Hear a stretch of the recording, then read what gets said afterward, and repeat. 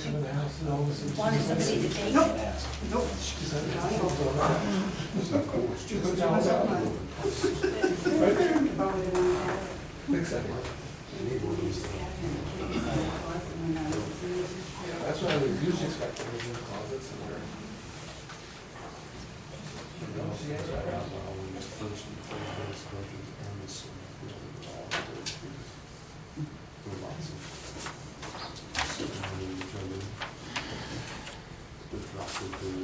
First she won't leave head as much. Now she comes by just to be really good. She follows me around in the morning, but I'm getting dressed.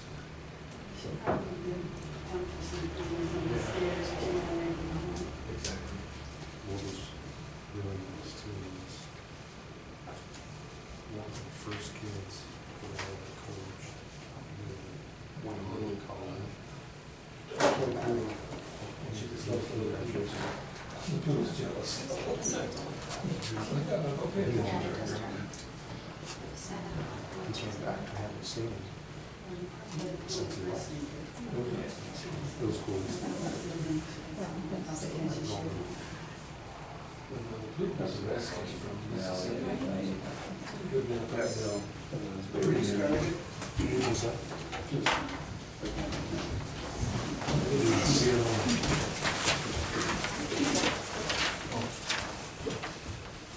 To the flag of the United States of America and to the republic for which it stands, one nation, under God, indivisible, with liberty and justice for all.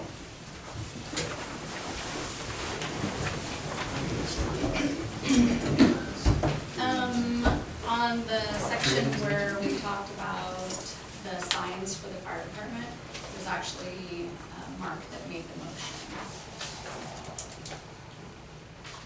So that one's changed.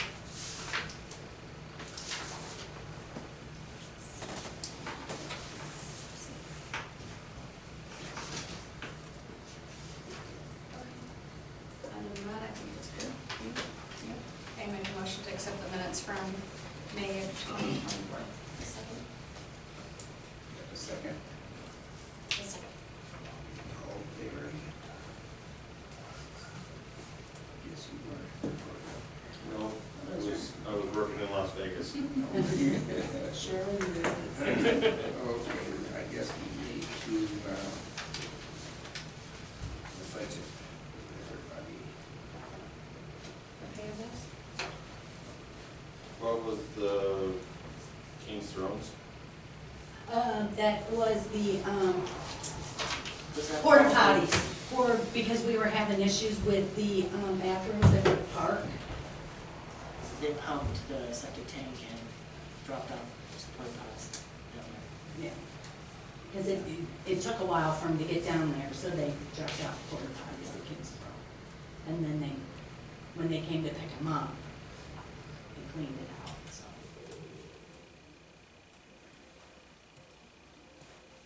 North 40? Clifford's not here. That's ours. So that's all fire department? Pretty much, there might have been a few things that were us. We had some spray Yeah, around it for the baselines. yeah, I have, Justin got some stuff for the park, grass seed, primer. That stuff was of the 127. And then Clifford spent the 192.88 on, stuff for the fire department. And the 239 was Clifford, and I don't know, it just says Joe Dodge, it does not say if it's fire or not. It's just for city. Okay, I'll put fire is for the fire yeah, department. and it's, yeah, so it's just valves and wheels and stuff, so. So 2 of them were for our park and 2 of them were for the, fire department.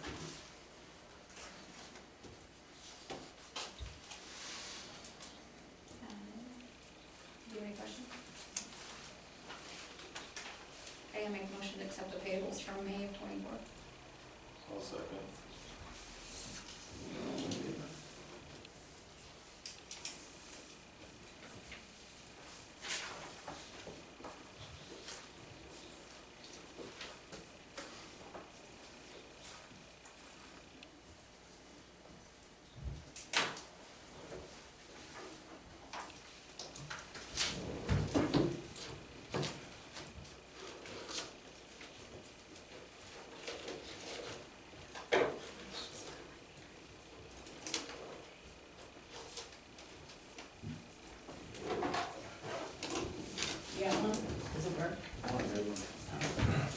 Big short words, there you go.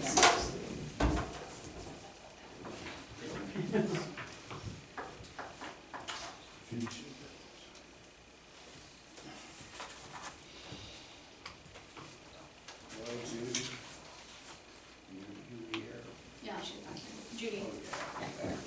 Step up here, if you would. Okay. Thank you. Yeah, I'm Judy Skabo. I have property up here in Juliaetta, and I was here at the last council meeting when, it does say here about the mandatory screening is why I'm here, but really foremost is the deadline is up for those 5 people who received letters to clean up their illegal junk they were dumping, and it's just gotten worse. It has been 30 days now on the 7th, because I got a letter myself threatening me too that it's my property one of them's on, so I have to pay the cleanup.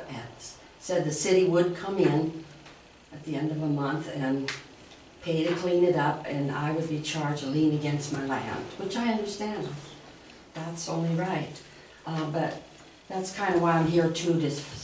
I was told I should go back to the sheriff to try and get, because the city can't ticket them.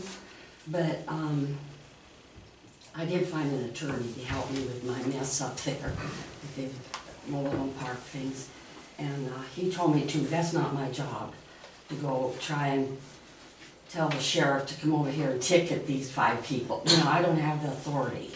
That's your ordinances. And I think the mayor's job, if you don't have a policeman or something like that. But yeah, I just live in a lawless neighborhood, bad. It gets worse and worse and worse since I bought in 2006.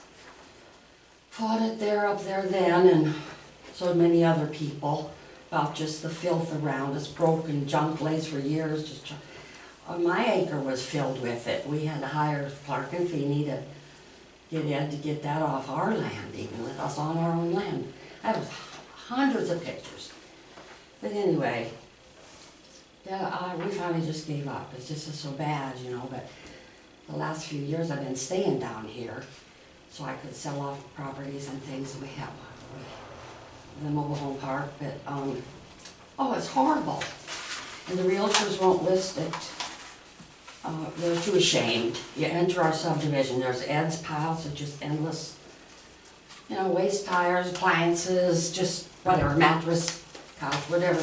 But there's so many junk cars, they don't ever move. They're all supposed to be hidden by screening, by state law, county law, city law ordinances. And I have a copy. I won't go into all that because it's just the gate alone, the gating of, he's supposed to have that fence and inside his gate, there's specs and rules. Just without a gate like he has, it's just flapping and rolling barrels. And that's a revocation of the permit or license. So I know Wendy told me he don't have licenses here, but he does have a permit. And he doesn't follow it. Every one of them, I have quite a few of his, from his applications to his, it was a very long process, and I worked too with Ken Nagy, your attorney. I got a lot of stuff from him, but he even told the city, you can't have a junkyard in the residential neighborhood, no matter what you give him. Because Ed promised it would be inside his shop or hidden by the fences. That's how he got his permit, so I want him to have to screen. He's devalued my property, it's just shameful. You gotta come out and drive, there it is. It's all you see, you know. No one wants to build a home, let alone rent the spot for a mobile home. So I'm really in a bad situation up there. My property's worth less than when I bought it in 2006, which is wrong because Juliaetta is a beautiful place everywhere else, but our neighborhood looks like it's back in the 1920s. I don't know, something just where everybody saved every piece of junk they ever had. And anyway, I'd like to have the screening issue addressed. And that other thing, you know, after your attorney stood up and said, well, you hired in a day, but he told everyone there's no consequence to those letters you sent out. That doesn't mean $300 a day and go to jail 6 months. So, but isn't the 300, it says on the letter you sent me, that's compounding daily, a new fine.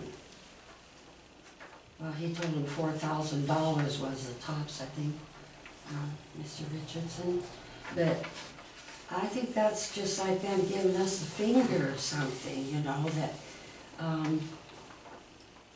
there's no fear of any doing wrong in this town. It seems like that, I don't know, I'm sorry, I'm babbling on, but I'm really fed up with it. I've spent a lot of money on church. I'm losing my shirt up there. And troubles by that, no one wants to live in that kind of neighborhood. The last meeting, my neighbors were here complaining because their property values fell so bad in 1 year. But anyway, please do something about the screening laws, make him fence. He's got plenty of room in his big empty fence area for all this stuff. And put it back there and get it out of, it's not supposed to be anything shows the doors of his shop and he was supposed to do a survey. It's just not, he needs to obey the law. But I don't care about all that, I deal with enough, but please do enforce something about screening and, you know, help our neighborhood. It's supposed to keep kids out too. But Thank you, Judy. I do have a question. Judy, you said that everyone got their letters and they had 30 days to be proactive, correct? The letter said they had 30 days? yeah, it was the 7th I think on my letter. So I'd like to know myself what's the next step, because this is going on for months.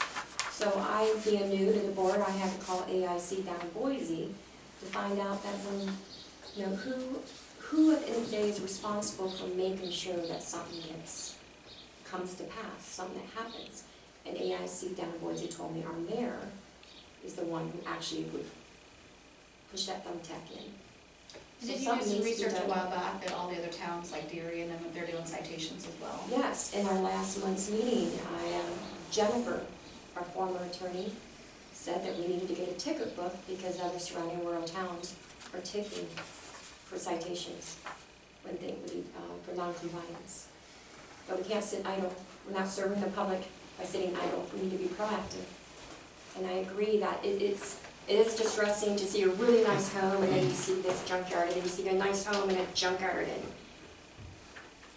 we should be a little Hallmark town, you know, it's possible. It's something that we have within our control to do quite easily. I'd like to see something done as well. What are your guys' thoughts?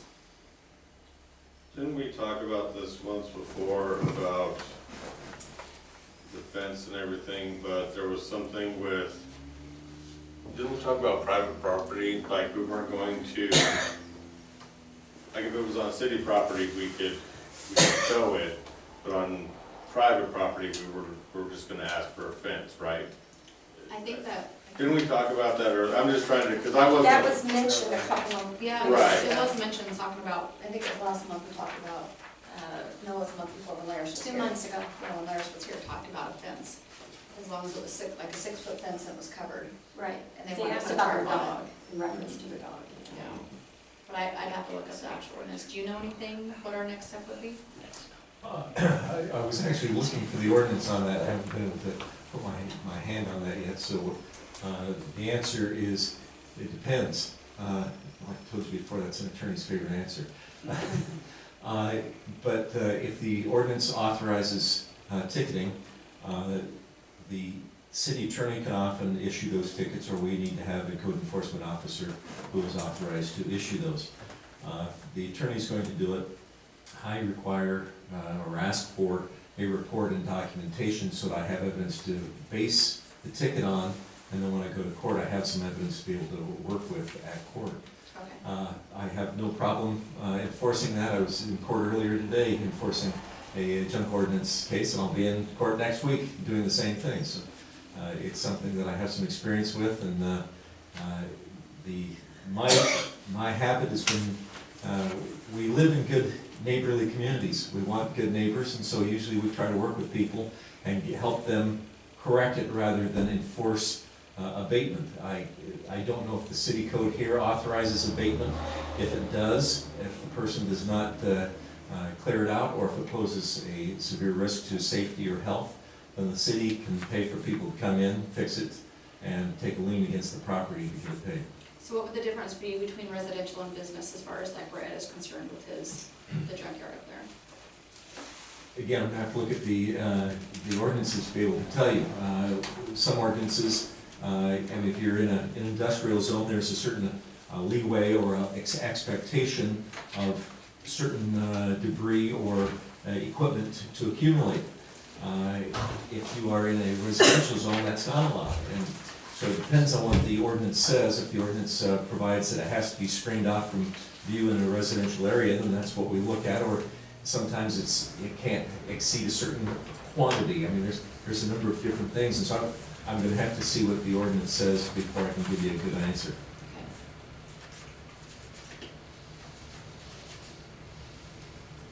So who's gonna do that? I mean, who's gonna assist Todd in finding that for city ordinance? So question, I didn't get to meet you last month because I was gone. So we contract with Lake County to be our code enforcement. Yes. So would they be the ones that, like if the city says that the ticket needs to be issued, then it would be the county that issues the ticket? Yes. Okay. Now, and I will say yes on the representations you just made. I can tell you that, for example, Troy and Deary, the prosecutors told us that we need to get our own ticket book and issue our own tickets. They weren't going to be sending out police to do that. I thought that the county had been contracted to do the code enforcement there too, and the prosecutor's office dug in their heels and didn't want to work, so we got ticket books. It's not a onerous deal to address, but we've just got to clarify a few things and make sure we know what the groundwork is. Yeah, we just changed that ordinance just a couple months ago. Gosh, it was like 6 months ago, maybe? Yeah, it wasn't long ago. We changed it about like a $300 fee or something. Infraction. Yeah, it was, Yeah, we changed a lot of things. but we changed a lot of, Right. like the way it was read as far Right, as rules. right. I've had it all be handled by Lake County since we contracted with them. Well, See, that's what I Jennifer, thought too. when Jennifer was on the phone this past month, she made it very clear, the county's responsible, county, city's responsible for the city, and we need to get a ticket book. Well, wasn't the sheriff here when we asked him Yeah, about how this was supposed to, yeah, because, right, because we do contracts with him, so I don't know, He said no. you know, maybe we better get, yeah. I just think that That's we not a need hard an thing to answer and research. quit hopping I'll get an around answer for everything. you. Okay. Well, we need to have him review the ordinance and, yeah. So we'll table this one until Todd can come back with a better answer off the ordinance? I will get hold of Bill Thompson. I'll work with him. I'll look at the ordinance. I'll have an answer for you. Okay. Thank you. I make a motion to table it. Do I need to make a motion for that? Yeah. Yeah, I make a motion to table this next month. Second. All in favor?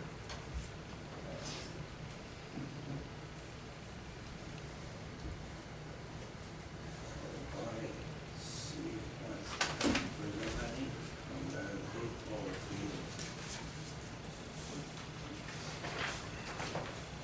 So I didn't realize we had a splash pad fund. Well, that was added.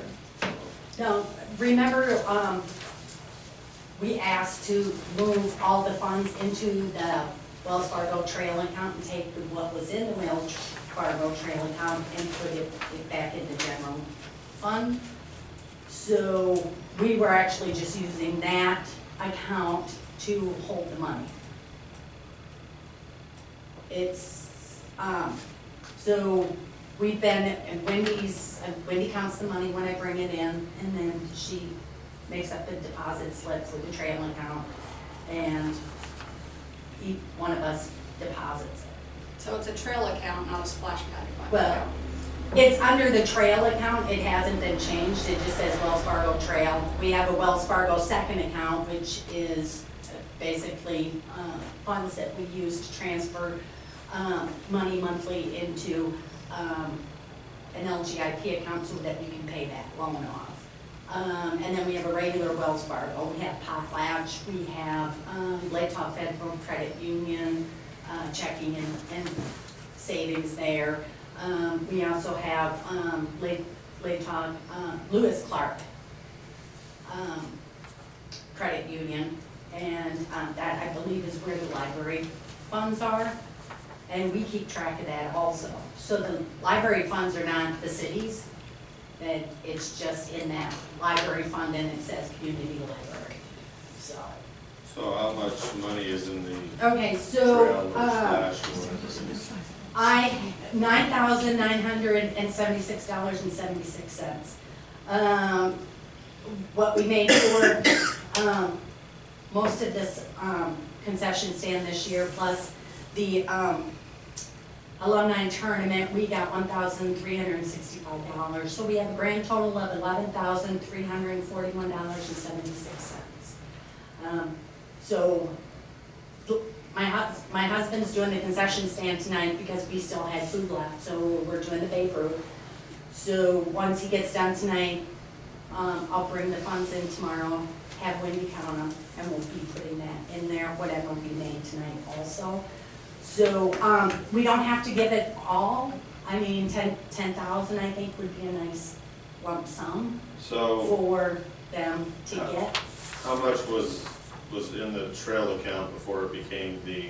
It was like 2,000, but that did get transferred, and I have documentation that it was transferred a couple So years all ago. of this 11,300 is from, From my fundraising and doing concession and so, mostly we just do concession stand, we don't do fundraisers because it's really hard to get people to come out to support those. And then you have a lot of wasteful food, at least with concession stand. Usually if we have food left over, I do a, free thing for the kids at the park and do a family night. Last year we got rid of most of the stuff, so some of the stuff we could hold over until this year and some of the stuff we cut. So, like some of the popcorn we just brought into the city because that's what we have here, so. Yeah, we do really well at the concession stand, so. Quick question, so you're donating your time down there to do that too? Well, Yes. Well done.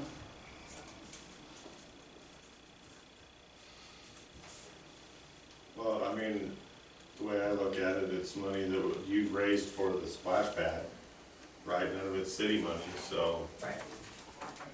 I guess it would be, And we kind of really don't have a board, it's just me and my husband doing it. We've asked for volunteers, a few people have shown up to help us when like my husband is by himself and I have to work or be at city council or whatever in the afternoon. Some people have volunteered to come down just to help out, especially if it was a double header for softball, because, the girls really enjoy having that chance to eat before the second round. This year was a little weird because a lot of the games got canceled. So we didn't make nearly as much as we did the year before. The year before we made close to 3,500 just doing concession stand. This year was less. So, but we also take the cash and move and that we have left over and we just refill and then deposit the rest. So I just, I just want to make sure, I know it's for the splash pad, the city really doesn't have anything to do with it, but because we're using one of your accounts, I thought it would be nice to ask you if it would be all right if we gave them. We'll still probably keep back $1,341.76 just because we'll keep that account open. So for future funds, because we're not quite done yet. It's in the city's account because you're using their 501c3, is that why? Or why is it in the city's account? Yes. Can you do that? Yeah.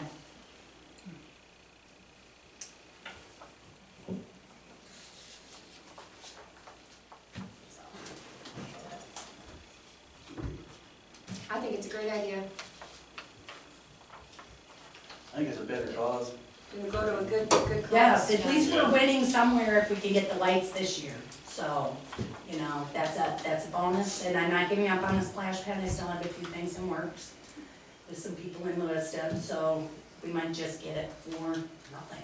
So, that's my hope, so. I like nothing.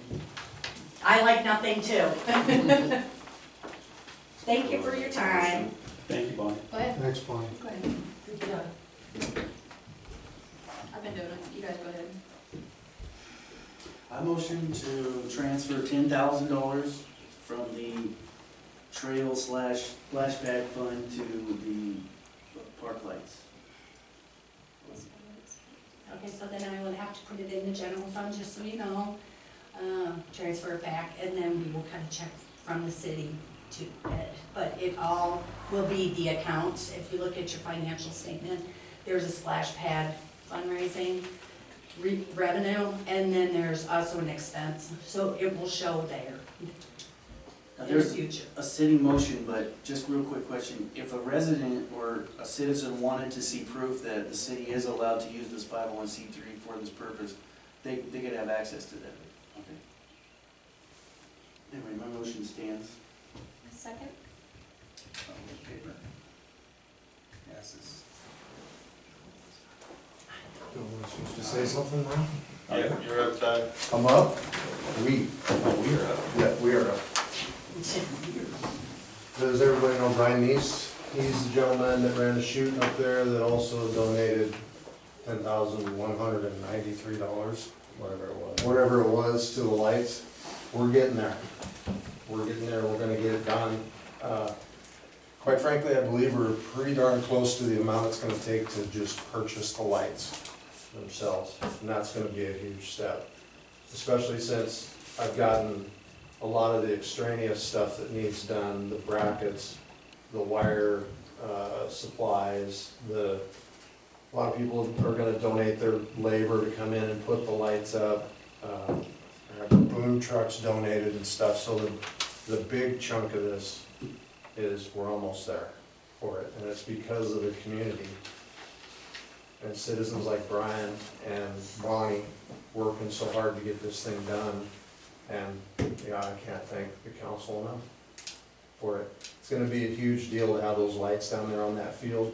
And I believe that moving forward in the future with Juliaetta and Kendrick and the rec district and the school board and everybody working together, we can continue to put some stuff down on that field that needs to be down on that field. There's small things. I mean, we'd like to have a little announcing booth down there. Eventually, we'd like to be able to try to get the batting cages enclosed so that kids can hit over the winter, you know, when it's cold out and stuff, and that stuff's all down the road, but I think we can do it if we go at it the way we've been going at it. Because I think everybody believes in it, and it's all for the kids. So This is great cause, guys, and thank you. the event went super great. We made about 3,000 at the event. We had a really super good turnout. Everybody had a blast. The second game went into 13 innings, which is kind of unheard of for a softball game. But it went, and they wouldn't stop. Everybody wanted to just keep going, and everybody wants to do it again next year. It's just gonna keep growing. It's gonna be a really good fundraiser for a lot of different programs, not just, obviously, I mean, once we get the lights thing done, this type of thing that I held last weekend can be for a lot of different things. If we need to raise money to get an announcing booth put in or a PA system put in, that event can do it. And we got enough concerned citizens, or caring citizens, I should say, that we can get the job done. I was inspired by I helped coach the high school team too. So I was inspired by those kids. That senior class this year was phenomenal, so I felt they deserve it when they're out of school. We can't have double headers because of spring ball, so now with lights being a double headers, and when they have single games, they can get out of school after school. Parents can watch their kids play. So we have to start games at 4 o'clock right now, and that's not conducive for all parents, so. Yeah, being able to start games at 5, have a doubleheader 5 and 7, it's gonna be dark, but they can just get it done. It's gonna ease up the scheduling for the high school in a huge way. It's gonna take a little bit of a burden off of away teams in a huge way. When people have to travel out here, they don't have to get out at noon or 1 in the afternoon to get here. They can do a full school day. So it's, in a weird way, it kind of there's no downside to this, is kind of what I'm trying to say. just to get in that field. But in addition to some of the potential events that the city can run, I mean, you can have your car show for the Blackberry Festival at night, which would be awesome when it's 100 degrees out and started at 7 at night. It's gonna be a great thing. So, again, thanks, Bonnie, for doing this, and we really And I know with appreciate it. Troy, you know, I'm just gonna narrate in here, but Troy, I was talking to one of the coaches from the Troy team, and they had to cancel most of their season because they couldn't use their ball field, and most of the time for doubleheaders, they had it in Lewiston at the ball field.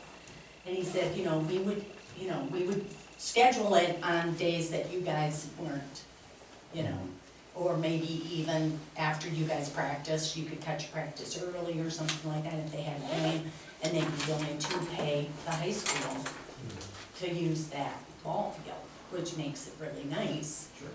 And it helps out other communities that, get rained out, mud, everything else, so. And I've coached here since '09, so I've seen a lot of, all of the fields, actually.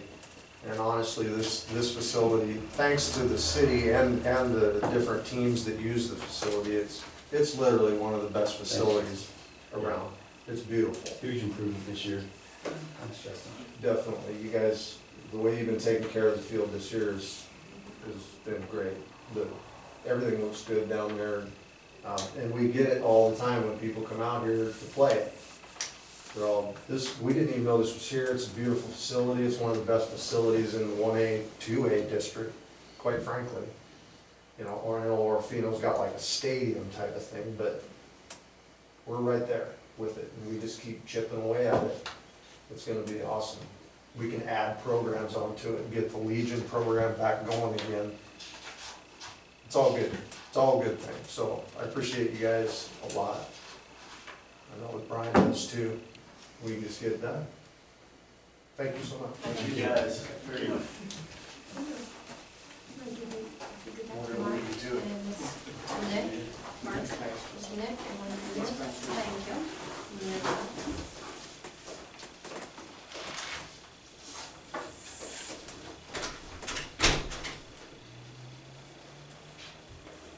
Sign up.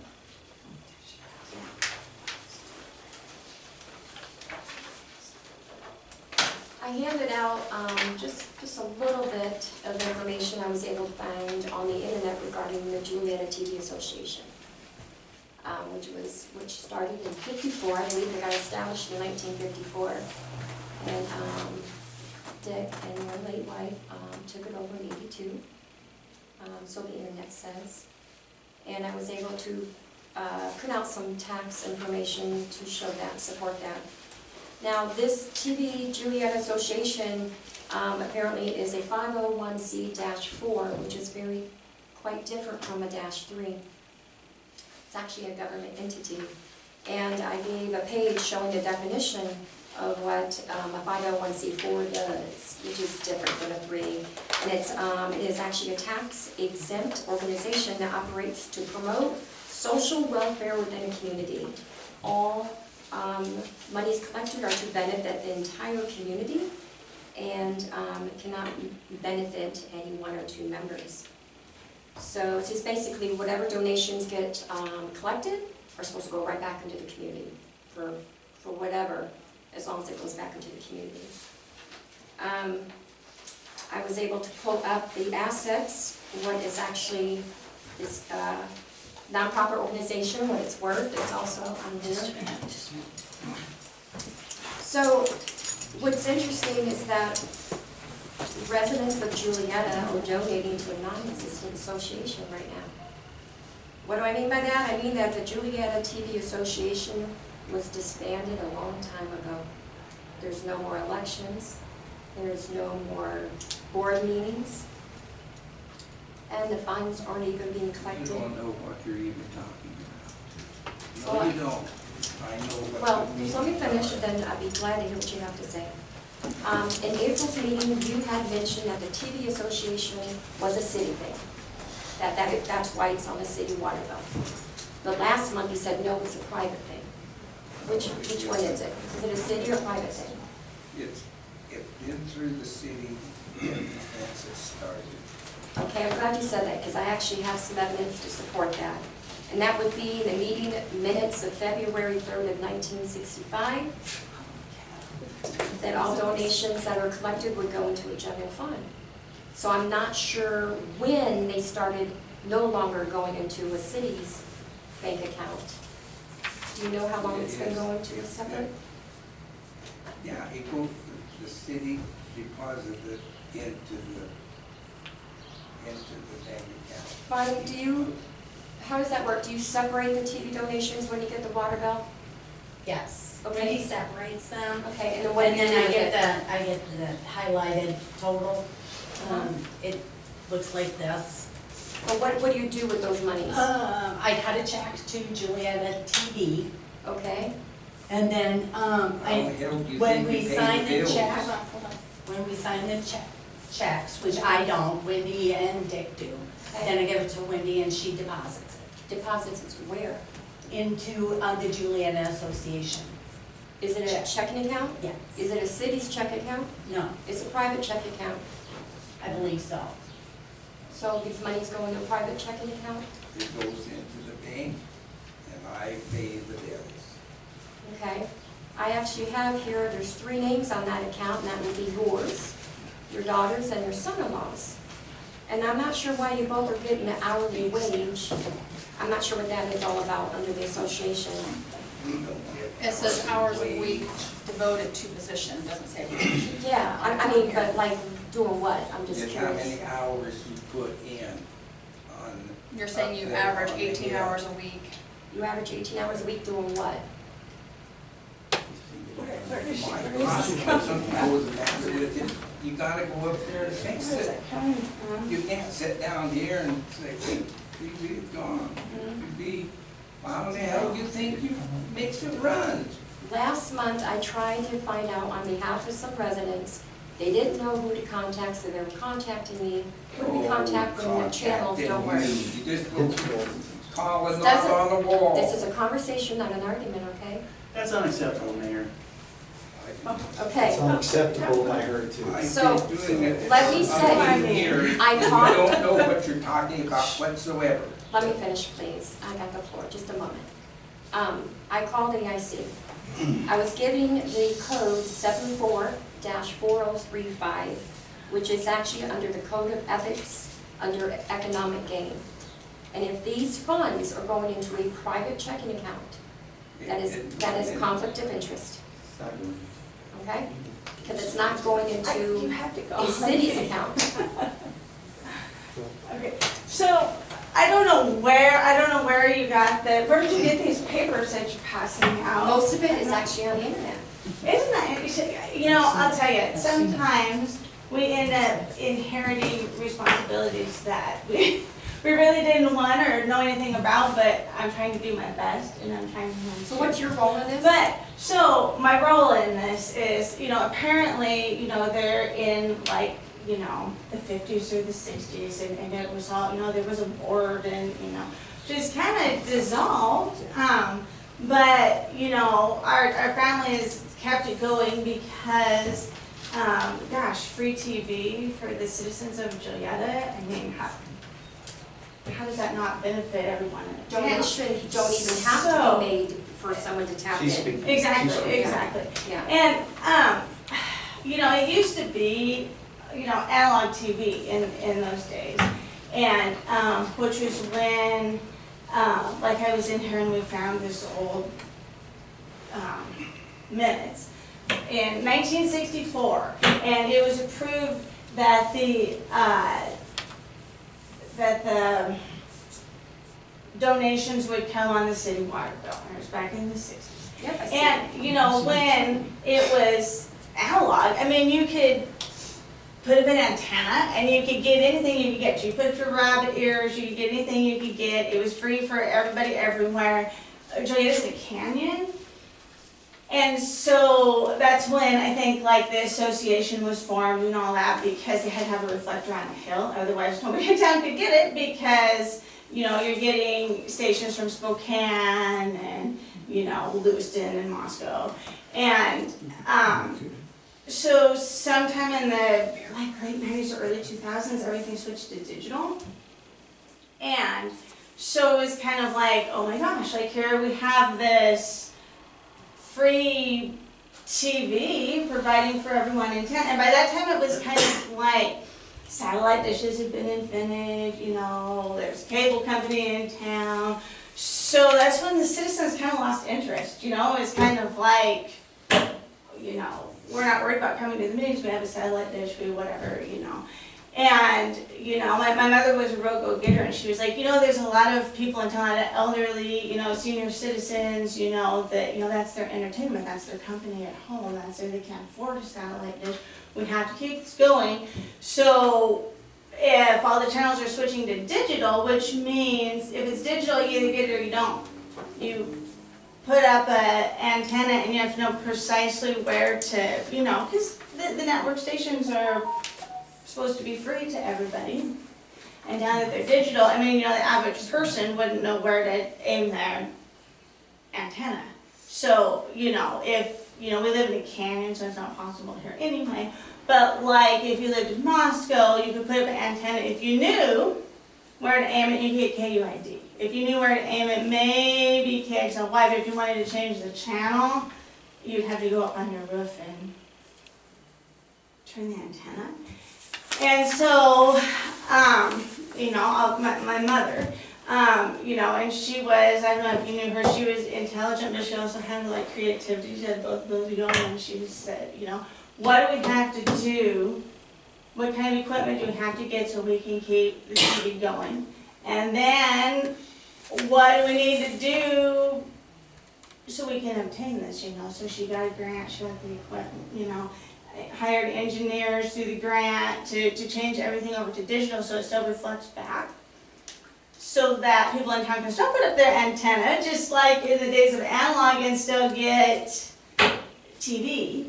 And I mean, this is 2024, and in Juliaetta you can still put up an antenna and get, you know, and now that it's digital, right, so like KXLY is like 4.1, and they have 4.2 and 4.3 and 4.4. So you have all these different stations that you can get. And so, because it benefits everybody in the town, it's not something that's benefiting just a select group. It's benefiting everyone in town, whether they choose to use it or not. It's benefiting everyone in town, which is why, you know, back in the 60s, you know, they decided to add it for the donation on the water bill. You could, you know, not pay the donation. At that time, if it's the on your monies water were bill. going into the general fund now, and now they're going into a private account. And I don't, like I said, I'm doing my best. I don't know a lot of the history on it, you know. I would guess, you know, my name's not on the account. It's not on. And looking at the bank statements, it's like, it says Juliaetta Television Association, the checks say Juliaetta Television Association. What goes into, and they're really boring, because it's this like $130 a month that goes in. And maybe the Clearwater Power bill came out, but a lot of times the mayor just pays for it out of his own pocket, because it's something to help the city. So, you know, lots of times there's like nothing. Here's the amount, here's the money that went in, and nothing else. And, you know, there were, in recent history, we've had to replace some things. The mayor just paid for it. He said, you know, did anybody know about it? No, because he's not the kind of guy that's gonna brag and say, I donated this, you know. But it's a nonprofit, you know, we're not crawling with money. So, you know, he would just pay for equipment. He said, you know, we can't charge that to that. So this about $130 a month that goes into the account. You know, there's $500 right on the property. The fire insurance is like $800, you know, so there's your, right there. There's a monthly power bill from Clearwater Power. And then, you know, we're so grateful for the engineers at KUID, because they volunteer their time to keep up the other stations. And, you know, that without that, you know, we'd have to hire somebody from Spokane, and, you know, I'm thinking back the last time we had, I mean, it was like $200 an hour, I mean, it was huge.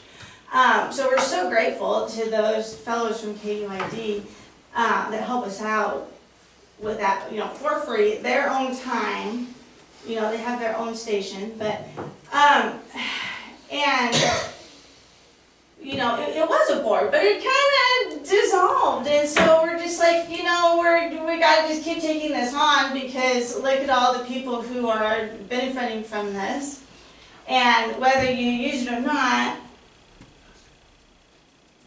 you have that option. I have the documentation here that all bylaws have been broken. So it has been disbanded as far as the association, being an association. I don't know, like I said, it's just something What that, kind of a building is up there? it's something that, I'm not talking about a building not being there, I'm talking yeah, about. and there was no formal, like, the association's been abandoned, it's just the years went by and it kept going, and But while the so money's we still just, there. and the money's still going into the same account that's always been Who owns the for property that it's running from? Barb Hamburger, Okay. yeah. And so, and then that's another little, the star and the cross, that's that's where the electricity from the star and the cross. With the tower, the TV tower being another county, how come the service isn't offered to Lenore or Kendrick? Well, so it reflects back, because historic, and it was done in the 50s, and so these people that were, you know, interested in the 50s said, how are we gonna get this signal to reflect back at the town? Let's put it on a hill up there. You know, I think because it's been around for so long, that it was put in place at a time when, you know,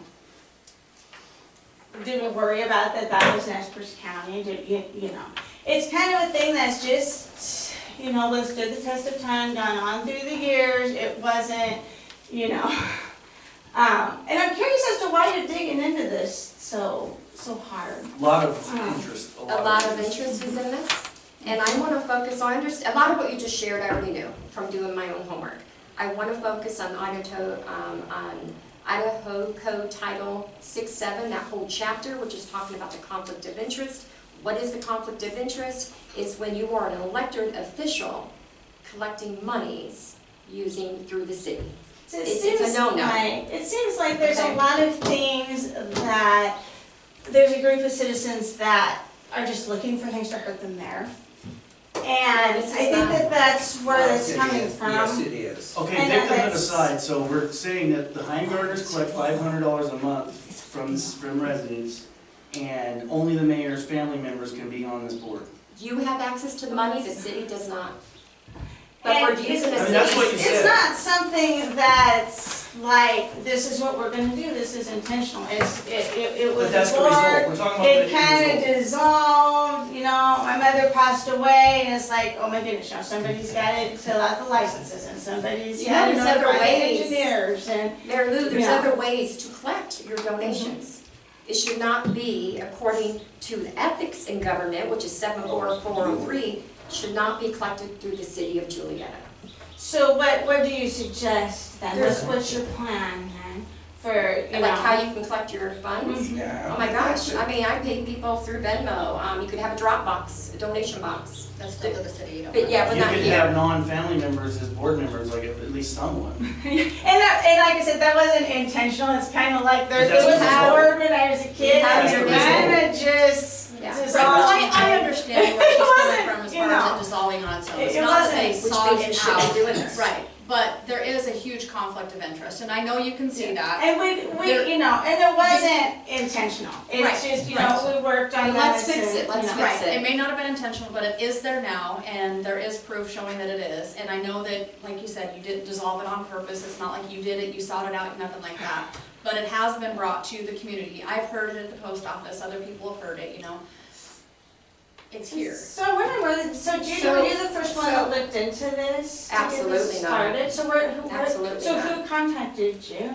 Well, I'm obviously not gonna throw anyone under the bus because a couple of them are sitting in this room right now, okay? I don't throw It doesn't matter anybody out, it if doesn't either there's a matter. conflict of interest or there's not. Ethics There in is. government, we're doing the wrong thing.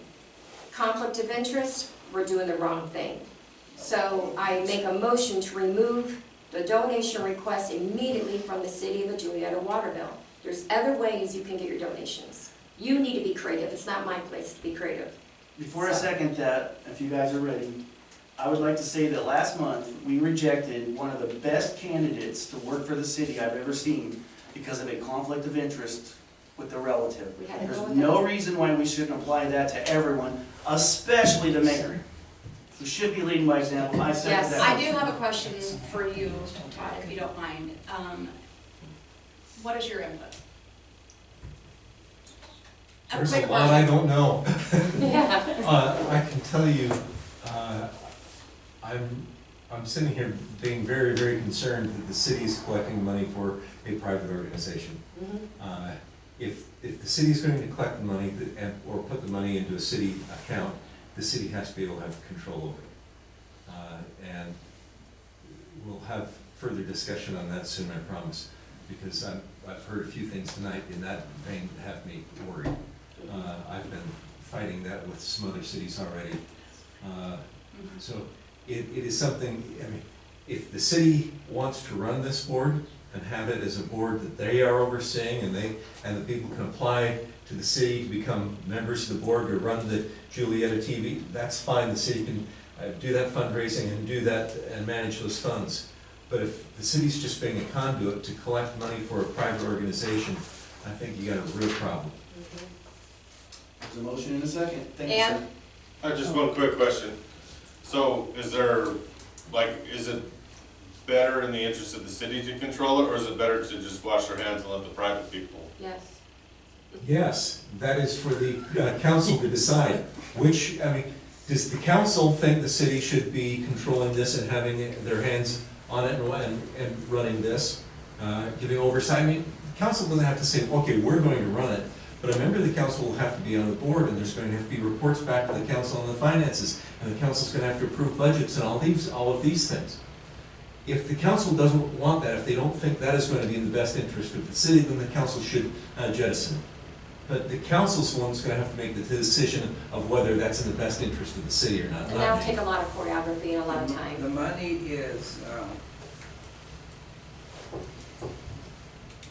is taken to an accountant every year to be figured out and sent in to the federal government. And you have to be licensed on the Hill. And it's not that we, we're like, oh, we didn't want the city to have, that's not the case. It doesn't matter if the city, had it in which would be preferred, a city account. It's just, Online. 1964. So, it's just, it wasn't anything that we would do intentionally or. In 2012, There's a motion and a second. Okay. Got two people. Wait a minute, do you want to talk, do you want to hear the, because we go into this a lot of times, but we're not supposed to. Do you want to hear from the public? Sure. And? The mayor. Yeah, please. So, I just moved here from another state, and I live in an apartment complex. I didn't know about this free TV to begin with. So, those people that are paying for cable, dish, what have you, they're getting a water bill with this $5 on it or whatever the amount is. So that's free money to you because they're already paying on another thing. So No, it's they're not not all getting it that. on, Not they're everybody not has it. getting it. They're not getting the bill on their water bill. Only if they ask for it. Like, it's not online. Oh, okay. That's, Yeah, it's only that's, if you ask for it, then you would send that okay, $5 in. gotcha. That was my question. Well, and I think there was a little confusion about that, as far as, It's only Not the every person. Only people that pay it are the people that are, That want to donate to it, but everybody has the service. Everybody has access to it. Okay, that was my question. I had no idea about Right. what that was, so. And you might as well go ahead too, I guess. The elected official has not been an elected official since the beginning of this operation when it started. So that kind of wipes out the conflict. The city should have took care of it when he became elected and said, hey, look, this is running through with you and now you're elected. We need to do something about it then, but now you need to, but you can opt out. If you just call up and talk to them, say, no, I do not want to pay the $5 charge on my water bill, it goes away. So I don't know if And it's, there's actually someone who works for the fire department, and he had to opt out. It I was opted out of it. My parents opted out of automatically it. on his water bill, Yeah. he didn't even request it. yeah, but So that it's was not put quite on true when you say you have to years opt in. ago when it was a general thing because people wanted TV and the citizens at that time, that was before my We're time. talking 43 years Yeah. it's been going on. So what you're But- saying is that it doesn't necessarily mean something nefarious went on. Right, it just needs to be It's- changed. It changed. Yeah, And when the- times changed when the mayor and was this elected- needs to be changed. It probably should have been changed. Well, even when he was city council, that was a conflict of interest. Well, It's that- always been a conflict of again, interest with the that- city What having. Ed's saying, I understand, is that it's not necessarily a nefarious action, it just, things should have happened a while back, and they didn't, and now we're here to deal with it. Well, let's There's a remove it from motion the and a water second bill. on the table. So what was the motion again? I'm sorry, there's To been so remove much. the TV association donation from the city of the water Well, bill. don't we also need to move the account, well, everything off of the account needs to come out of the city? Like Bonnie and Woody don't need to be handling anything, so all of it, I mean, you need to word it differently. I'm not sure, Bonnie, what would be the best way, you think? You're the money girl. According to 65's notes, those monies should have always stayed with the city in a city bank account, but they've been in a private account, which means the city didn't have access to it. So, Correct, so you only would want to take it 3 off. people. You would want to take Remove- it off, remove take it it off. from the utility bill. Yes, effective immediately. So, If we take it off the bill, there will be no more cutting in. It comes in and it goes right out into the TV. So the motion should be fine the way she stated it. Okay. so I have a question.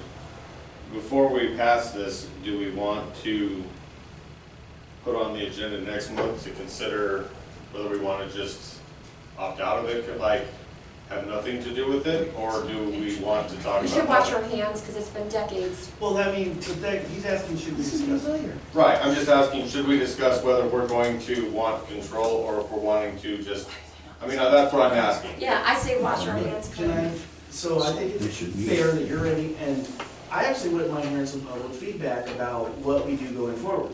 And we have a month to hear that feedback. And not to say that you're Oh, not sure. gonna have the same opinion or I'm not going to, Sure. but that wouldn't hurt. Well, I'm just saying, like, before we just radiate fire, maybe we figure out how this all works so that it can still benefit, like, some of our elderly people, they rely on that, because, you know, fixed income for sure, so I don't want to see it go away. I do think it needs to be fixed, but I don't want to see it go away, so I think we need to figure out the best way to fix it where it stays. But remember, Nick, you don't even have to make the donation for the TV to work. You put an antenna up. Right, I paid the donation and I don't use it because Yeah. I believe that it does help, like, Yeah. my mom used it. Well- So what I'm saying is, do we need to have a conversation about whether we just turn it Whether over we're to in them? control or they're in 100% in Right, control. and how that works, because I just Yeah. don't want to see it You go can do away. that right now. I mean, we heard Well, what we Tom can't said. because it's not on it, it's not Oh, on the gotcha. But we can agenda. still end Gotcha. the. Yep, the get it trend- off the water bill. The city bill part of it now, and then have that discussion next month if you wanna put that on the agenda. I Yes. like that. Yes. Okay. So there's a motion and a second on the table. There's a motion and a second to remove it immediately, yeah. To remove it out of the city's, Off the city bill. the city bill. So no more donation, is what they're saying. You can you get can it get that way. donations under your Other own. way. Mayor does a Be motion and a creative. second. Well, all in favor of it? Passes.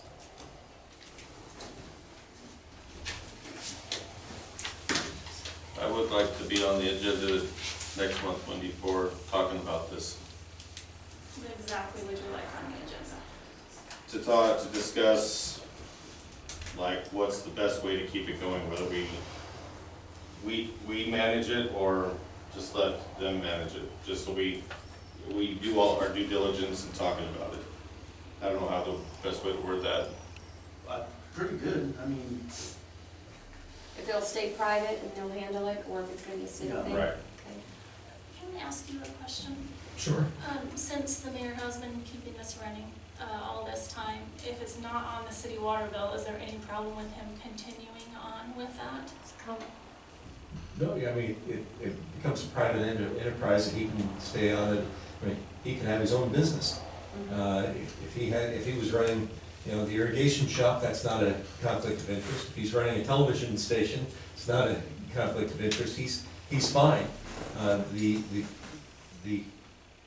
As I understand the issue, it's the city was raising funds for a private enterprise and the mayor was the chairman or whatever of that private enterprise.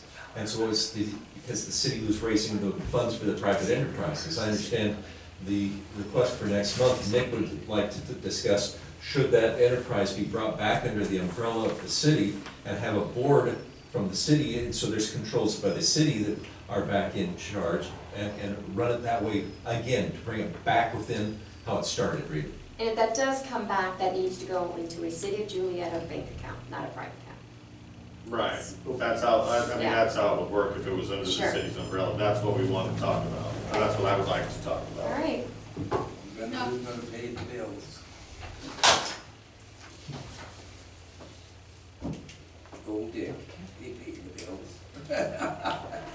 Yeah, all right, let's go ahead to the. Well, if it comes under the city, it would be my job as treasurer to make sure the bills get paid. So, like if you needed something fixed, then that's. Then the light. We can talk about that next time, though. Talk about that. Need to move on. Let's talk about it next month. Yeah, they'll have to come to the city. Was the code, what's next up? Number 8. Number 8. Who's presenting that? It's you. Just it. You guys have them sent to you, when you sent them to your email. I don't have a hard copy, but we talked about it last month. Basically, council had asked to have more bids done on more paving. So they've already jumped the gun and beat us here, so they've already paved. So this can be done this year. Poe said they can come back. They are fine coming back. They're doing work in Kendrick and around the area. So if you decide to pave that street between Hallet and down on 3rd between Railroad, it's $34,750, and they will give us another $6,000 discount if we accept both of the, the whole bid. So, it's totally. Didn't we talk about this last month? Did we talk about this? We talked about Okay. it, but it wasn't an action item. Gotcha, okay. So, if you guys can decide if you want to do that now or wait. So, the 3rd Street, that's where that, and that will, less than that, I hope? Joe and I think we may have to cut the pavement on both sides, tear it out, fill it in, and then they'll paint over it.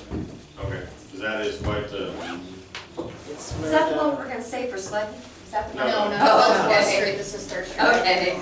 It's where the mill recycling. race is. Where you go to Oh, recycle, yeah, right yeah, by each other. Yeah, that is. It's where the mill race used to go under the road there. And it's collapsing because all those grain semis go down there. Yeah. So I'm not gonna run here, but there's 3rd on the bid and Hallet on the bid. If you guys want to do that, Poe will come back and do it, so.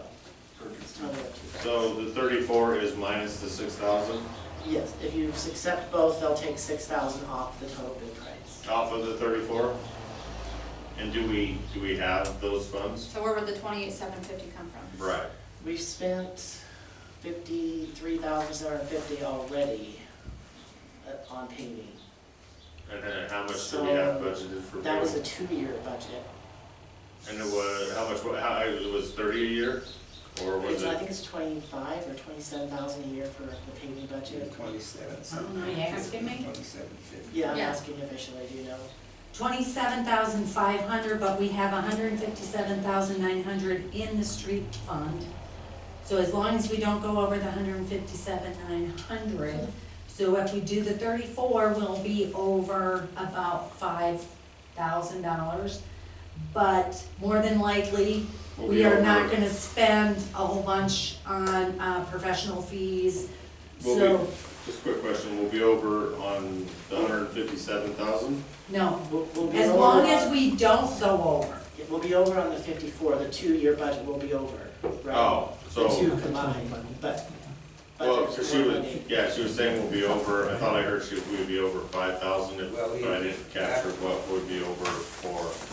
That's Well, Bonnie, go ahead. $6,000 off of that. Yeah, so we'd actually be under the 6,000. So Bonnie's a money girl, please finish, Bonnie, you know this better than we do.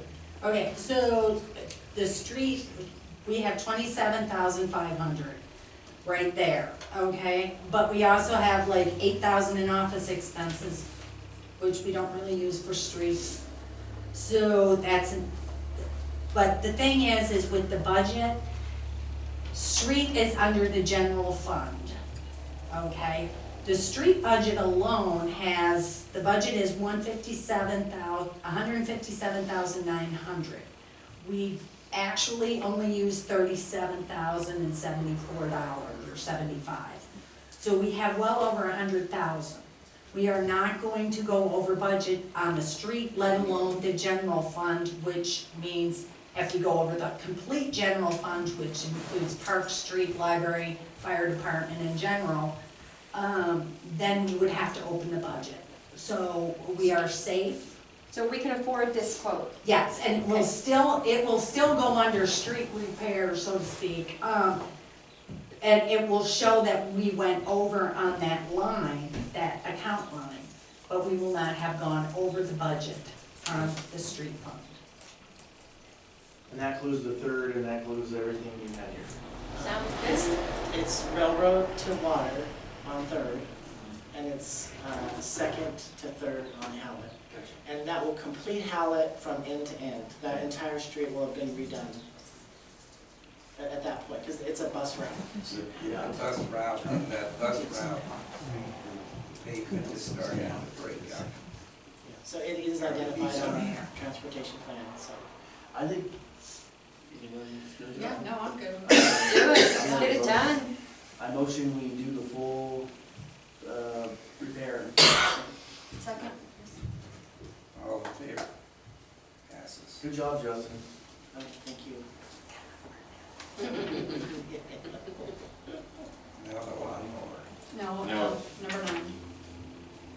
It's been- All right, so I'll make this short and sweet, because I know you're all tired of hearing me talk. But this is a good one. So this is also something that the residents of Juliaetta have approached me with on my, off the clock. So it's like, I think it's time for Juliaetta to be a little less self-serving and a little more public-serving. And one way that we can do that is by having more convenient hours for City Hall for our residents. Here are some examples of what's gone on just since this year started. We had a resident buy a new home. He came to the City Hall to get water turned on. We were closed for 4 days in a row. We couldn't get water turned on. We had a business owner that needed to get a liquor license. When he needed to get it, he couldn't get it because we weren't available. They have this room in so many days in order to get their liquor license. They All right. have so many, and the office is open daily, and so there's someone here. Dick, with all and due so- respect, we are the only city within 4 counties, all the cities, and I've done my homework, who have I don't hours care 8 what to you've noon. done. We have hours that are 8 to 12:30. People work during the day. They can't even come here lunch hour because we're already closed. They can't come after work, we're already closed. Even I've come here and I have to go to Kendrick's City Hall to get something notarized, as has many Juliaetta residents have to go to Kendrick. No one should have to go to Kendrick. We have employees getting full-time benefits, working extremely part-time hours. And I'm just saying, it would be very more convenient for the residents of this town to be open a little later than 12:30. And I make a proposal, 7:30 to 3, at least a couple of days a week. Because there's no other town that has hours like we do. Bonnie works another job. I've already discussed this with Bonnie. Bonnie, go ahead. So my feeling is that most of the time, we don't have to work together. Right. It would be nice if we could. But my feeling too about 7 to 3, I have thought about it. And I remember when I had my husband had COVID, and I was allowed to come in after hours and work because we didn't have the laptop yet. But we constantly sprayed everything with Lysol. Me and Wendy didn't get sick and I didn't get sick, so it all worked. But I came in like after 4 o'clock until 9 o'clock. And I heard a lot of people coming in after 5 o'clock, dropping their deposits. So my thing is, instead of doing 7 to 3, I'd like to see it still like 7 to 12 or 12:30 twice a week. Wendy can work it, and I'd be more than willing to work nights. Come in the afternoons, you mean? Yeah, come in at 4 and work till 8. The only problem I see with that is there's no I mean, it's really, really hard. You have, It's to me, it needs to already be, confusing. it's so confusing. I work at the post office, you guys know that. Yeah. I have people rush to me all the time, and I mean, all the time. Asking Who's about there? hours. What are the hours? What day is the week? Some weeks it's Monday We through can Wednesday, work- some weeks it's Monday through Friday. So it needs to be basic. Yeah. People don't want to think about, oh, well, they're from 4 to 7, or they're Tuesday, it's the first Tuesday of the What month. week We of don't the need to do month? that. It's very confusing. Monday through Friday, 8 to 4. I like, what's wrong with 8 to noon? Like 8 to noon, Monday through Friday, solid, Something solid. Not Monday through Wednesday, not, yeah, it's too hard. Why don't any one of you call any other city hall? No one has hours like we do. Well, No we one. can do 7 to 5. She can do it till noon, and then I can do it noon to 5. Bonnie's willing to change her schedule to But you work guys, afternoons. okay, but would you guys be able to cover each other though if? We can overlap if we have to. But what about, That's what I'm saying, like, Nadine did it by herself for years. if. Yeah, She she- wasn't working 7 to 5, I'll guarantee She you. was She working was all working day. 8 to If 3. we're 8 to looking, 3, yes, if she our goal was. is consistency, which I believe it should be consistency, is the I number needs to one be goal. consistent. I don't think we can go wrong 8 to noon or whatever. And then one of you guys could pretty much always be there for the public. It's on some level. Then you Other than would need a holidays. higher scanner because you guys have a little more time to get the stuff But done that we need to get It's done. also a budget issue if we expand out beyond a No couple. different than hiring somebody that we approved to do that we haven't done yet. Well, Right. again, I want to go back to, I think consistency is the ultimate goal. The same hours on the same days. As of right now, with our budget, 8 to 4 is, or sorry, 8 to noon is a pretty, Monday through That's Friday. with both of them working from 8 to noon. But Yeah. if one of them is willing to work from 12 to 4, But then and we then- wouldn't, what and they I'm overlap concerned, an hour or two, what I'm concerned with that, and not that is that's. if one of them's gone, then one of them has to work a we long lose our day. consistency. right, because I was gonna ask, how are they going to, if they split the shift, how are they going to cover vacations? And that's gonna be Nick, one long person. Every other town does it. Bobble, Every Terry, other Troy. town has a hard time just taking a vacation because there's only one person. You don't know. We are because you not haven't done servicing it. the public because we are doing it what's convenient for us. You're getting full-time benefits for part-time hours. What if we started with, just an idea, 8 to noon? That's Monday where we're through- at. Monday through No, Friday. we're not, we're not. due 3 days 1 week for 2 No, weeks we're or not. whatever. Yeah, Mhm. it's confusing. It is very confusing. That doesn't help the people who have to work all day. Well, Like the pole yard, they can never get over here by the time they get off at Those 3. people pay Are our, you guys up until pay our 12:30? bills and. they're 12:30? This week and last week.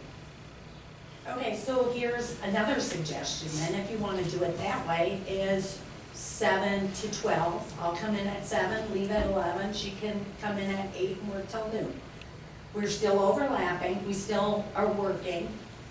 But those are the same hours we have. It's Yeah, not but the same hours. 7 But we're o'clock doing in it the, Monday through believe it or- Friday, every week instead of just Monday two. to With an Wednesday. emphasis Okay. I on. think is what you're trying to get Yes, across. with an emphasis on Wendy and Bonnie to be vigilant about making sure there's coverage in that amount of time, because consistency is our goal. But the big thing is that if you work 7 to 12, and I will tell you, I am the person that comes in at 7:30, 7:15, ask Justin. I see you all the time. Every single I know. day. You've got Every people lined single up. time I have to work, and people are calling, people are stopping in before. Waiting. So there's no reason, if they want to do it before work even, on their way to Lewiston, or on their way out to head up to Moscow, they can stop by and sign up. I feel like we're gonna gain more if we start an hour early and still go like Bonnie's saying, like Mark's saying, if we go, say 7 to noon, Monday through Friday, every week. I just That's ask gonna for give us more consistency. consistency, Yeah. that's gonna give us time in the morning, or even if we go to 1, so 1 would cover Let's a go to lunch. one so people can actually come here on the lunch break. And we can split it where Bonnie can go 7 to noon, Wendy, or however they wanna work it, so we're open in the morning. 'Cause 9 to 1, I'm 9 to just 1. thinking, like Mark's talking about our budget, if we jump these huge hours, that's gonna go way crazy on our budget. We didn't budget for the extra hours. Budget it now. So for we that. can try it, and we can be thinking about this, because we haven't passed the budget, moving forward to October. But maybe if we start small, just to see, you know, how the citizens feel and what we're kind of gaining from it. Because I know that a lot of traffic goes through there at 7 o'clock in the morning getting to work. I mean, So Monday through Friday, every day in the month, other than holidays. yeah, We're 7 gonna to 1. do 7 to noon, or what? 7 to 1. And 7 then to that way 1. there, if That one's is great. gone, they can still cover their vacation. It's not a crazy long They day. can get here on a lunch break, yeah. Well, That's, I mean, I like that, I mean, what, Do you wanna start like July 1st, so we have July time to 1st. notify Beginning of the people? month, yeah, July So- 1st. does That way we can post it Yeah. on our page and I everything. think, do you guys both feel that that's doable? Doable, 7 to For 1, me it is, yeah. Monday, Friday. How about you? I don't get to say in any of this, so. Well, that's kind of what you're asking, is what do you feel about it? Would noon or 1, in your opinion, Noon or 1, I don't think it makes any difference. I think the 7 o'clock is a good idea. So I make a motion to change the 8 hours. o'clock in the morning. 7 to 1, effective July 1st. Monday through Monday Friday. through Friday. I'll second. All in favor? Passes. Sounds awesome. Thank you. and then if there's any feedback from the citizens. I think that'll help to one, Yeah. really do. Yeah. We can get here. Because then we can work on, yeah, because, well, I don't even think the hours so much matter as it does Monday through Friday. Well, yeah, that Consistently, too. not knowing 3 days. You'll have to go on the 5 days. website, oh, Yeah. what day, what Man, that week really is this? confuses the crap out of people. Yeah, like the library, yeah. Yeah. All right, All what's right. next? What about the lawnmower? So I passed out the lawnmower bids that we just got today. We're later than we normally are, we usually trade in March. But the company that sells Gravely's switched hands, they changed companies to a new business called Agri-Service. So while they were changing over, we couldn't get an estimate. But he has our new mower, and he gave us the bid of $4,823, which is a little more than last year, but we've also got more hours on the one from last year. And for the benefit of newer council members, we have tried different brands. We've tried John Deere, we've tried Kubota, we've tried Cadet. And for our situation, which is the park, needs a grooming mower practically, and then, you All know, the the hills. junky side hills and things. And we just like the Gravely the best. It just works the best for us. So- We've always got really good Trade-in values, trade-in great. values for them. Yeah, and that's why we kind of stick with the same guy, because he goes a little extra. Like I told him, we might take off the mulching kit and this and that, and he gave us more money. So he really tries to keep our business. It's not like, and he's already got the mower sold anyway, so the trade-in. So it's not like he's gonna be stuck with something, so he works with us, so. Anyway, that's the bid for that, so. He did say that this new company, Agri-Service, won't bill us. They have to have a check. When they drop the mower off, they have to get a check in their hands. Okay. So Bonnie said she can do that, if that's what's required, so. I make a motion to buy the new mower. I second that. All in favor? Passes.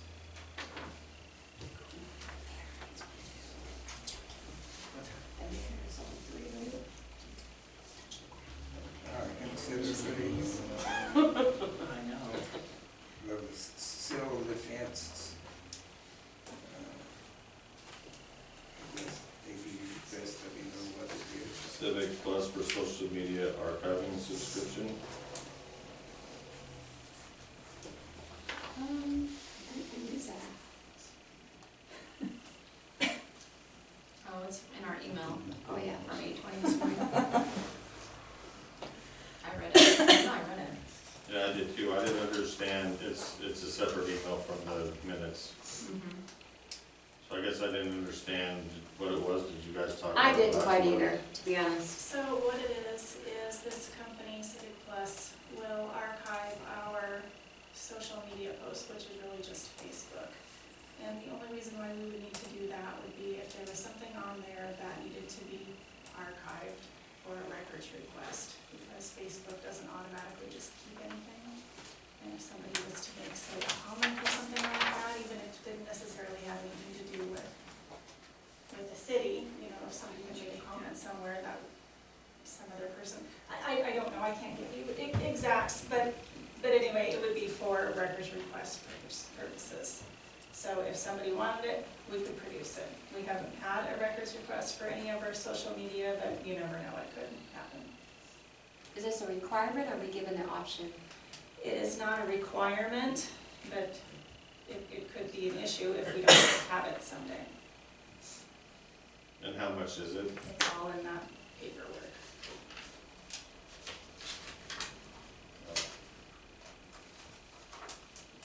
$3,000, a one-time $500 fee. So it's $3,000 a month, or just one time? No, I think there's a yearly fee. I think it's a yearly fee. It's been a while since I had the meeting with the guy. Oh, so it looks like it'll renew every January, or not January, every July 1st. Because that's when we would be starting it if we did it in July. So the annual recurring fee would be $3,000 Right? Oh, a year. that's a lot, we've never even had, But what if somebody comes in for a records request or Right. something No, I on get it. Facebook? I mean, that's where we're kind of at. I mean, I've never And the heard of setup this fee being is an issue. $500. Yeah. That can't just be printed? You want to print Facebook every day? I mean, that's what We we don't do a have lot to on Facebook, really, there's not a whole lot on there. And you can archive your posts, right? Yeah, you can Start archive, archiving yeah, your posts. absolutely. It's not so much what we post, it could be what other people post on our posts, what they comment or whatever. Heck, they can take a screenshot and print it. I don't know. Sure, you can't do that in 10 years though, there's some after it, you want, they say, or a year. And you can download this. We could disable comment. People can delete, yeah. We're just talking about budget. It's not required. Someone wants to comment, they can share it on their own. Yeah. I don't know, that's a tough one. I say we just disable comment.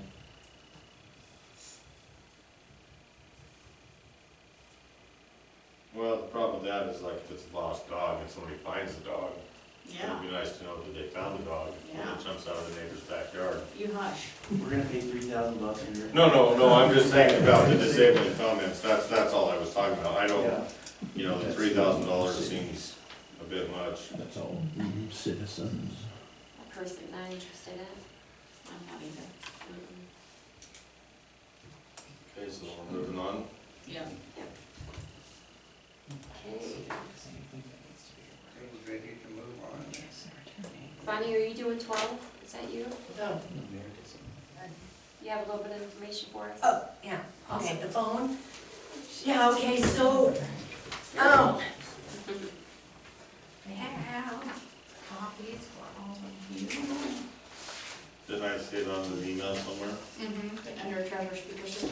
Yeah. You found a good one, for a good price. Pile is exactly what it sounds like. What's that? Pile is exactly what it implies, it's a pile. No, actually, I talked to BNI, recommends Pile, because there's a lot of stuff that you can connect with it. I also,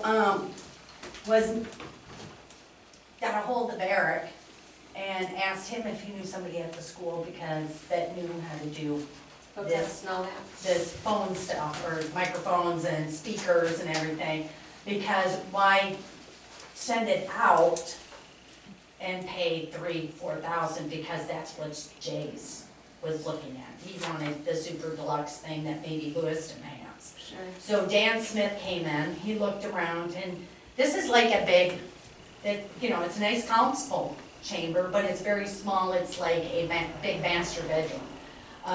So we don't want a lot of feedback or anything. We want enough microphones for everybody.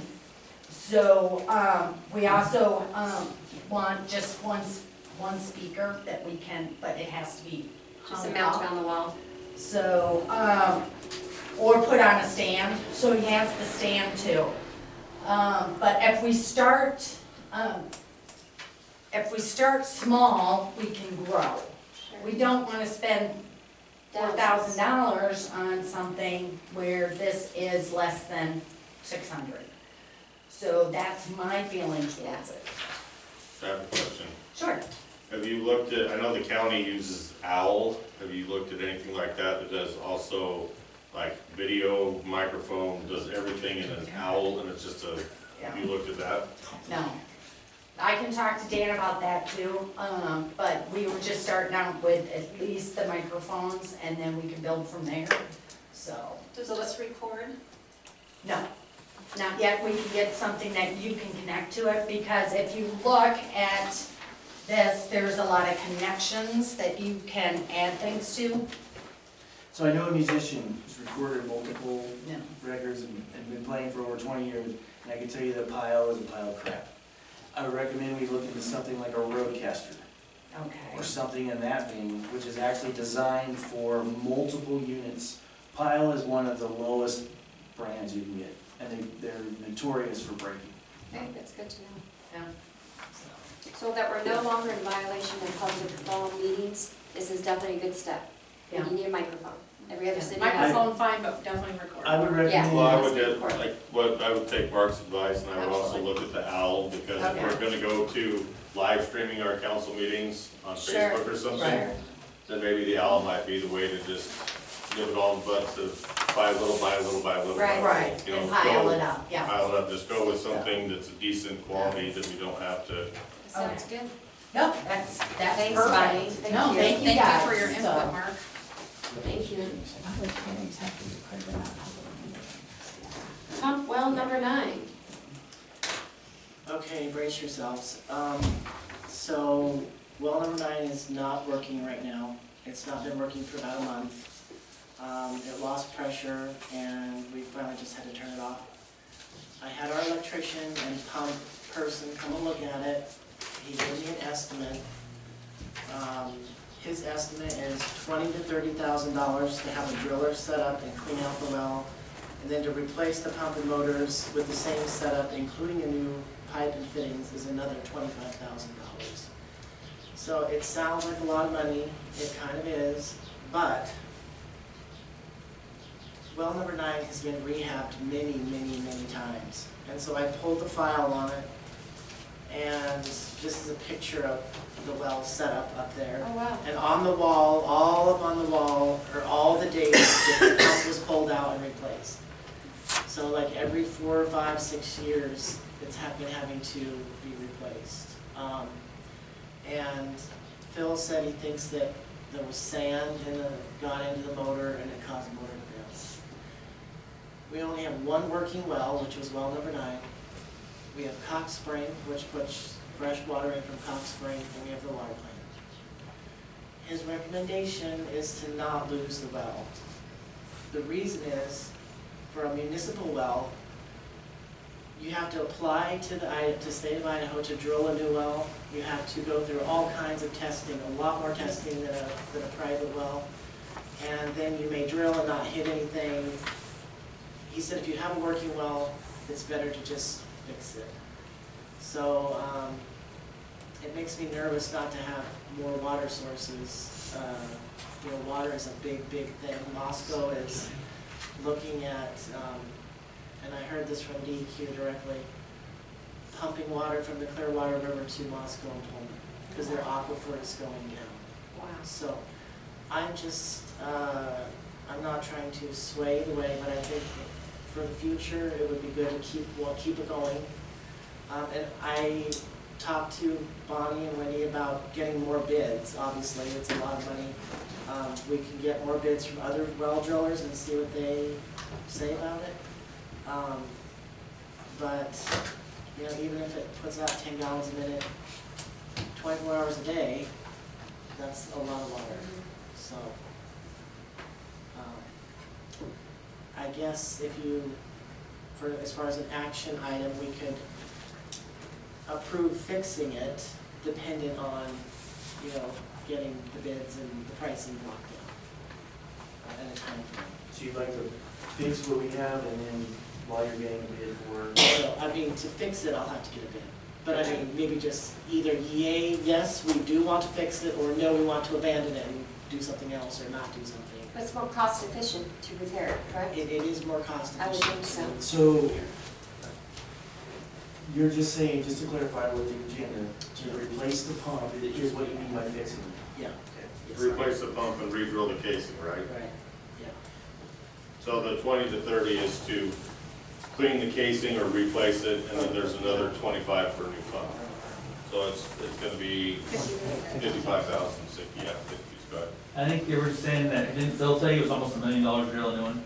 Yeah, Yeah. so It's is there like a sand filter or something we can put on the new one to help with that? Well, Phil said that the last repair person put a cheap pump on it. We didn't know.